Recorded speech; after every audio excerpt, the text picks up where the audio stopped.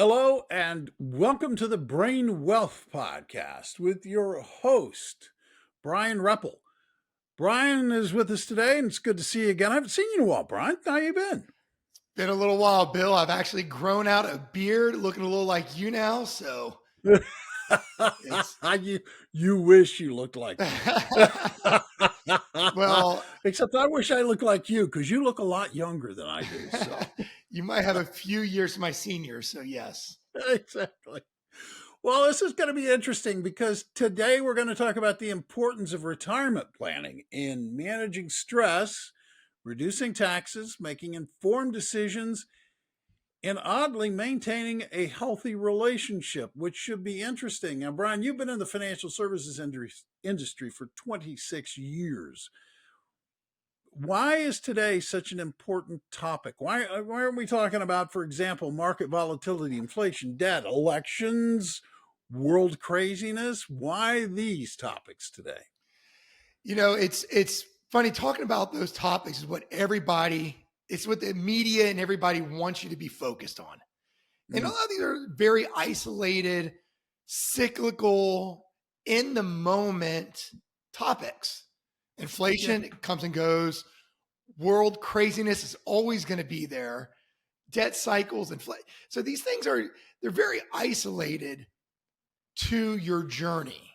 They're part of it, but they're also moments in time of the journey. So really what we're going to kind of get into there are about 9 different, call it retirement points to discuss. We'll probably cover like maybe four or five here today.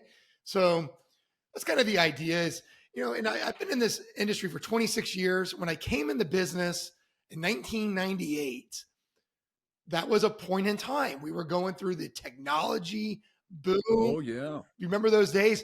I mean, Yeah, I do. We didn't even have Amazon then. There was no Amazon. It was Microsoft. There was no Tesla. There was no NVIDIA. So we were in a technology boom in 1998. And then what did we have almost 2 years later was the bust. In 2000, it was the turn of the century. Everybody said it's going to be the turn of the century. Our computers and everything's going to basically shut down on us because we didn't know how computers were going to reset to 2000. And then after 2000, then we had 9/11, and then we had the Enron collapse. So we had 3 straight years of negative turmoil in the markets, in just not the markets, but in the world. So there were events. And so been doing financial planning, retirement planning for 26 years. When I came in the industry as a 22, 24-year-old, the individuals I was working with that my father put me in front of were individuals 60, 70, 80 years old. They weren't 25, 30 years old. So I really got to one of my blessings in the financial journey was being able to work with and experience individuals that were on the backside. They were coming down.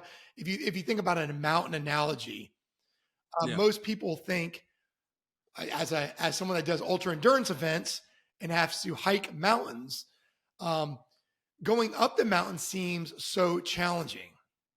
And in your accumulation years of life, the saving years, the going up seems so hard because you're trying to get to the top. But it's actually coming down where so many fatalities happen. The death can occur so much quicker and faster on the downside. There's much more risk coming down the mountain of Mount Everest than going up it. So we're going to cover some of the reasons why we want to talk about retirement.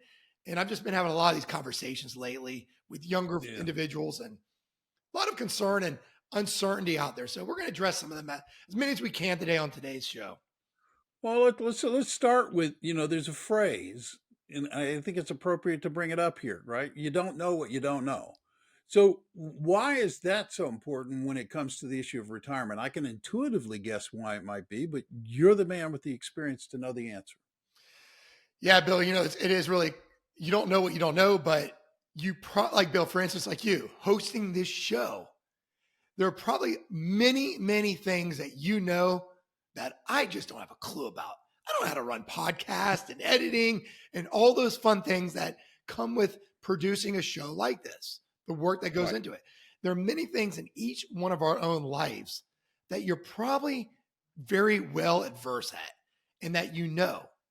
But when it comes to retirement planning, there are literally thousands of things, thousands of factors that can impact your ability to maintain financial security in those 10, 20, 30 years when you transition from working to non-working years. Mm.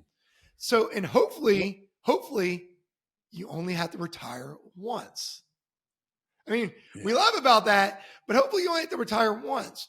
So as you're preparing and looking at all the factors that can come into play, um, many people don't have the experience of seeing and working through thousands of individuals in that transition from their working years into those, whether it's retirement or the transition into that next phase of life years, and then Hmm. seeing them all the way through.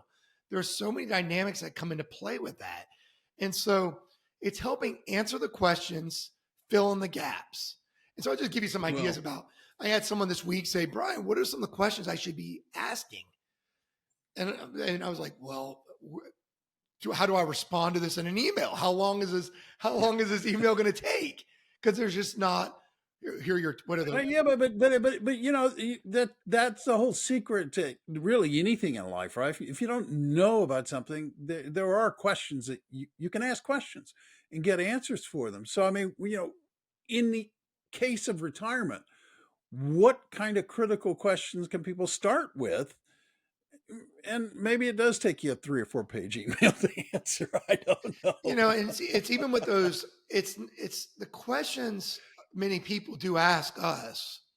Um, often are broad. Yeah. They're not because it's something they may have heard off TV. It's something they've seen from a friend or had in conversation that Mm, may or may not even apply to them. So the skill set that we actually bring is be able to assess the individual's situation and apply new questions that affect them, questions that affect them and answers that can help them in their journey. So, for instance, a question that you may ask is, should I maybe should I roll over an old 401k to an IRA? Okay, that's a very simple one. Maybe should I consider doing a Roth conversion? Now I threw something in there maybe a little bit more complex because a lot of people said, "What's a Roth conversion?" One, possibly what's a Roth, but a conversion, I don't even understand what that word means. Well, great, because language, it's for instance, if you went out and played, we just had the Masters on TV. yeah. And I love the Masters. And many people may or may not be familiar with the Masters tournament in golf. Well, if you're not familiar with the Masters or golf, you wouldn't understand the language of golf. There's a language system in golf itself.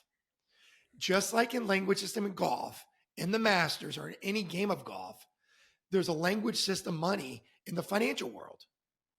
So I just said Roth conversion. You're like, I don't understand what that even means. So it's looking at what are some of the tax components, savings, investment strategies, how much risk diversification. So all these things come into play. When should you or when should you not take Social Security? How about looking at a reverse mortgage for your property? So all these Mm. things play into strategies.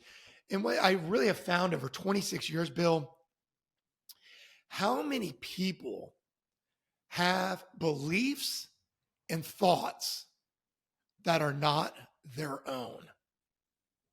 I mean, really, these are beliefs and thoughts that are not their own because they've been passed down from parents or grandparents or things they have seen other people experienced, Yeah. but yet they have never educated themselves on, is that true? And it's really fascinating me. And there's going to be the show's coming up. I'm going to be doing something on reverse mortgages, and home equity conversion mortgages Mm. and educating on the wealth that's not tied up in people's banks, 401ks, or money that they could have liquidity to. It's dollars that they have illiquidity to. And we're going to talk about some of these beliefs behind it. So these are things that can all impact positively or negatively the experience in retirement. Okay. So I'm sitting in front of you, and I'm getting ready to retire, and I've got all kinds of questions.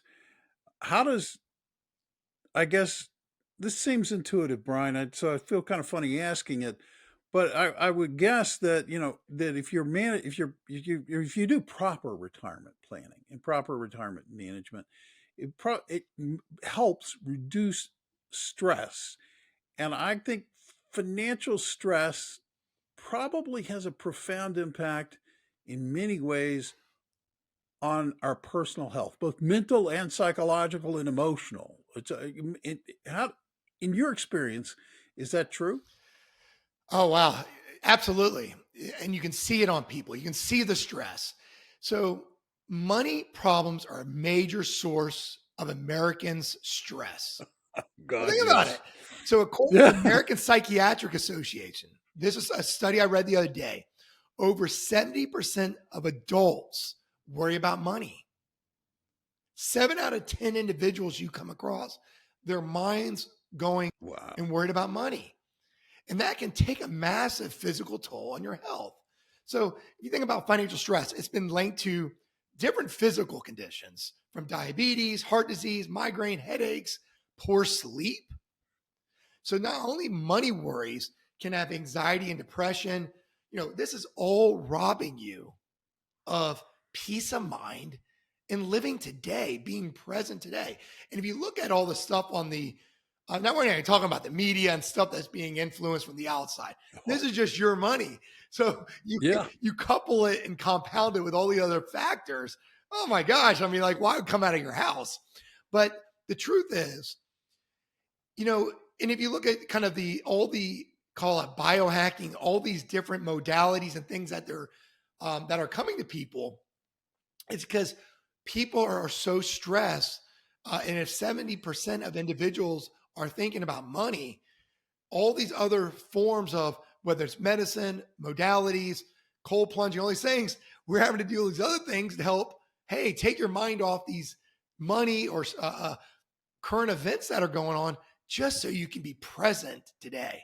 And basically, that fight or flight mechanism can be turned off just for a little bit, for a few seconds of your day. I mean, that's real.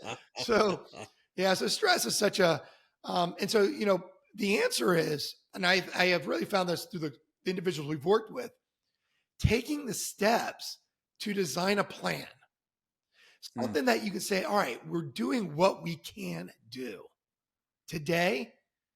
And we know that there are going to be obstacles, but we have something in place. And that little bit of having something in place, a roadmap, a vision for the future, it does take some pressure off. May not get everything perfect, but having a plan in place and a vision of the future does help. Yeah, yeah, it does. It does help to know where you're going and how you're going to get there, right? I mean, if you're just planning a road trip, Well, you want to go Bill, from think about city it A like to this. city, right? Well, think about it like this, Bill. How many families, you and your family, anyone listening, would you say, kids, honey, get in the car. We're going on a road trip. And they get in the car, like, where we go? And like, I have no idea, but we're going to drive for many, many hours in a direction we don't know. I didn't tell you to pack anything. We're just going to go in a random direction. We laugh about it, but so many people are doing that with their financial future.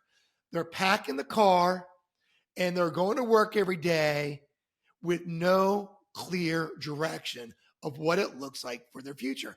And they're Mm. asking the question, because I've seen it this past week, month, this year, new individuals, new clients showing up, in their 30s, 40s, and 50s, even 60s.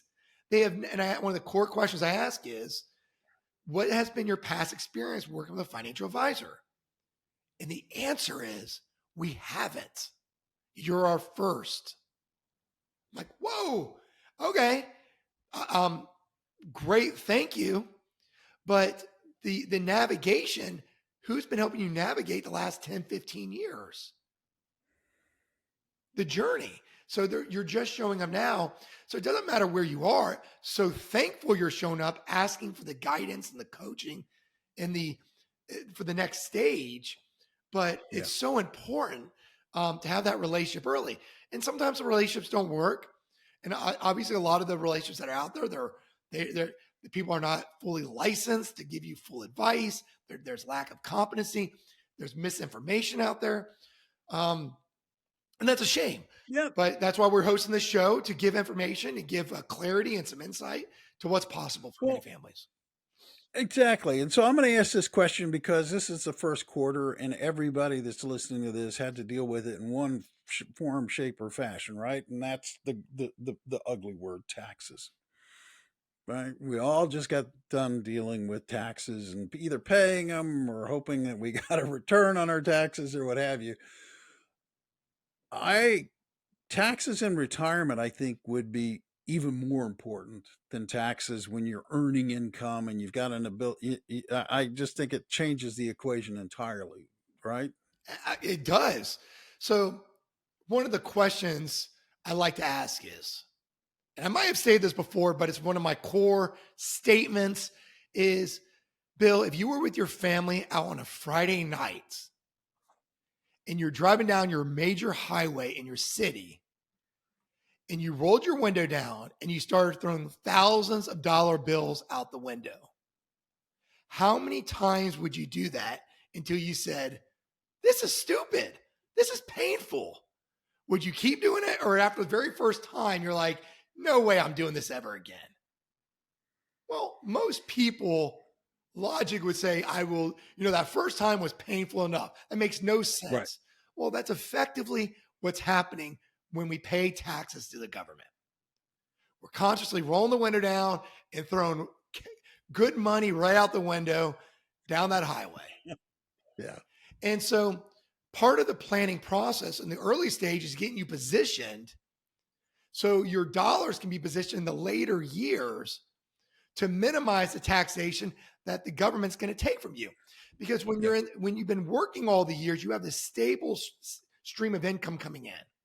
Well, when that income stream stops and now you just had this nest egg of dollars, I like to always tell people, when you're in that future 20, 30 years from now, whatever money you've saved up, that money now becomes your employer. So if it's $1 million that you have saved up in that nest egg, that bucket of those buckets of money, that money has now become your employer. So the question now you have to ask is, one, when you take money from your employer and it pays you, how much has to go to that relationship you built with the IRS, with the government? And you're constantly choosing that relationship by the financial instruments that you're using today for your future. Well, how can you change that? I mean, in the or not change it, but how can you plan for that? What steps can you Yeah, take? absolutely. So it's there's things that you can do before you've entered into retirement, or you're transitioning, or and Yeah. maybe while you're in retirement. That's one of the statements I asked earlier. Should I or could I convert my dollars over from a Roth conversion do a Roth conversion with those dollars? That's a strategy. So the question I really like to ask everybody is, do you believe taxes in general, and then even your taxes, will be higher or lower in 10, 15, 20, 30 years from now? Now, if we're paying any attention to what's going on, we have an election coming up. So we already know that the Trump tax code is on the table to potentially roll back in 2025. That Mm-hmm. alone could say, hey, taxes just went up. You didn't have to work any harder. You didn't make any more money. You didn't do anything different. Just a simple tax law change, rolling back something that was in place. Naturally, you're paying more tax. So all of these now that if that does roll back, that's like get your kids in the car, put some cash in your pocket, roll the window down, and let's start throwing it out the window. And I hate that. I hate that. well, you got to look at that analogy because the answer, Bill, is preparing by having a plan, talking through these things, looking at what are you currently doing, and if things do change or if they don't change, that's only for right now. That's not 10, 15, 20 years in the future. And here's a statement that I sometimes get in trouble for making this statement, and I'm going to constantly make it because it's one of my taglines. The Well, you're government on tape now. well, I'm on tape now, right? But I've always done this one-on-one or from the stage. But here's the reality: the government cannot tax the poor. The government cannot tax the poor. They can only tax people today that are working and earning an income. Now, Yeah. if they can't tax the poor, and they can only tax the people working and earning income, who are the ones saving for the future? The poor or the working? The working. The working. So if The you can't working, tax the poor obviously. today, you can't, that means you're still not going to be able to tax the poor in the future. They got no money. The people that you're going to tax today are the working. The people that you're going to tax again in the future are those that have partnered their dollars with the government or are designing strategies to say, I will pay them once. So it's looking at how your investment dollars are diversified. Are you in strategies that pay tax now, Mm. defer, pay tax now and not pay later? Or say, you know what, I don't want to pay tax now. Think about it, it's like the seed and the harvest.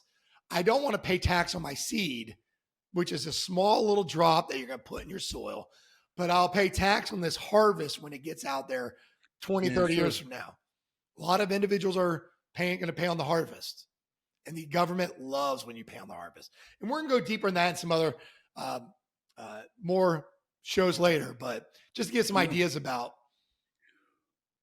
Well, you're kind of hinting at an understanding about your retirement planning that gives you some context for making large life decisions now. That seem you seem to be putting us in a context of like the decisions you make now with your money, how you put it in those buckets, how you invest it, how you plan for it makes a big difference. All right. And I would imagine that in your business, sitting down and talking with people, that provides a context that helps people go, oh, okay, okay. I understand why I need to do these things now. Yeah, absolutely. Absolutely, Bill. So, life hands you a lot of major, big questions. Financial events happen all the Right. time in our lives. And more than not, the answers aren't black and white. Should you stay with your Mm, company? Should you start your own? How do you pay for your vacation home at the beach? How do you pay for your children's education or find another way? So these life decisions can have a major impact on your finances, just not today, but in the future. right. So life's not lived in a vacuum. So we got to look at all these things and look at saying, all right, with these decisions that come, what impact will they or will they not have on your future in that transition in that next phase of life? So Do you making have like better, stories that what's do you that? have? I'm curious. Do you have stories that illustrate that about how retirement readiness has made like decisions or help people make decisions? Yeah, absolutely. So one of the questions that we'll go through is looking at answering really these four core questions, which I don't really see in the industry, which I think these four questions are the most pivotal, important questions that you could ask anyone going into retirement. And that is, what rate of return do you or should you be earning on your money to have your assets and your income last your life expectancy while you're in retirement? Mm, What rate of return? Two, how long should you need to work? I mean, a lot of people have something in their head, but the question really is, how long should you work to have your assets and your income last your life expectancy in retirement? How much should you be saving? Really get clear on a number. How much should you be saving to have those assets and your income last your life expectancy? So looking at these questions is, I mean, I get it all the time, Bill. Individuals come in and say, I want to be checked out this date. And Mm. I look at it saying, well, to do that, this is what you can anticipate can happen with your return and your income. And you can see this declining curve because the individual may have to carry too much risk that I may not be comfortable giving them. And they're Yeah. certainly not comfortable taking as an individual because there are too many factors that can come in that can destroy that plan. So it's saying, could you work a couple extra years and running that out and proving it, saying this buffer will help support in those later years. And then it's putting all Mm. the other factors on the table of taxes, inflation, income, emergency funds, looking at the home. And I'd really say one of the fifth things that we can hopefully we can cover right now is because there's about 9 factors that I really try to address when we look at planning for retirement. But one of the fifth ones, Bill, is by having the first 4 in place, is starting to bring clarity, a plan, maybe a little bit more certainty, taking stress off, providing help for the Yeah. family. But when you have all that in place, they always say, a happy wife, happy life. Happy life. Well, Yeah. the reality is it's not just a happy life, it's a happy life for both you two. Because you're the happy wife is saying, hey, I understand there's a plan. It's not because she's upset or these things, but she's saying, hey, they're seeking certainty. They're wanting making sure that, hey, are we being responsible? Do we have a strategy for this future? And with that, it brings a level of peace because I always say, what are the conversations you and your wife, or if I'm speaking to the wife, you and your husband are having Yeah. in the bedroom, at the dinner table, in the car when I'm not around? That's around money, of course. Right. Right. Yeah. That Yeah. is Yeah. around Yeah. money Well, and your finances. So some of those conversations I don't even know, but around money. So yes, it's like I'm not there. And if there's uncertainty and she is not up to date with the plan, the conversations, and you're not maybe a great communicator, and there could be conflict already in the relationship. So the the marriage can be strengthened when there's a plan in place and both partners are brought in to see it. Say, all right, we agree to this, we know what we're looking at and looking towards our future. And when they're brought in together, it just takes that little bit of stress off, which by the way leads to number 2, which if there's a little bit of stress off the marriage, isn't health going to be a little bit better? maybe yeah. maybe things will be a little bit better in a lot of areas of life if a little bit of stress is off because there's communication in that area in the marriage and a plan. Well, let's pick up on that. Let's pick up on the communication thing for a moment, because I'm curious about how couples can work to align their goals, because everybody wants to be happy in retirement, right? But people, there's conflict because people are involved. There's going to be natural conflict. So, how do couples work together to resolve and align those goals in retirement? Well, Bill, here's the reality. We all know it's no surprise that money could be now the leading cause of divorce. Oh, there's no question It's got to about it. be None, none. it's got to be the number one cause of divorce. So if money is the leading cause of divorce, that goes right back to number 2. 70 people are spending time about thinking about money, which increases stress and causes bad health. Now you're in divorce, which We're in a causes bad more cycle money. here. We're in a bad cycle, Brian. Get us Yeah. out. So if you're back in the cycle, that goes to number 4 that we talked about. Because if you go through divorce, you talk about major, decisions and things that happen in life. Well, a divorce would be a massive one that would affect your future. So, a lot of these things have to do with mismatched financial priorities, high Mm, levels of debt, the inability to work or to communicate towards a common financial goal in your marital life. So, coming together with a financial professional, a fiduciary, not someone that just insurance only, not someone that just doesn't have any financial licenses, meeting someone that can really help align, understand what each one of your goals are and addressing them and making sure that we can get to common alignment. And listen, it's tough that you can't get to common alignment.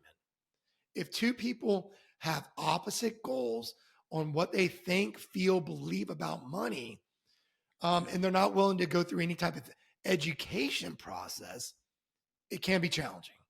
It can really be. And that's why a lot of times you may only get one spouse in the meeting.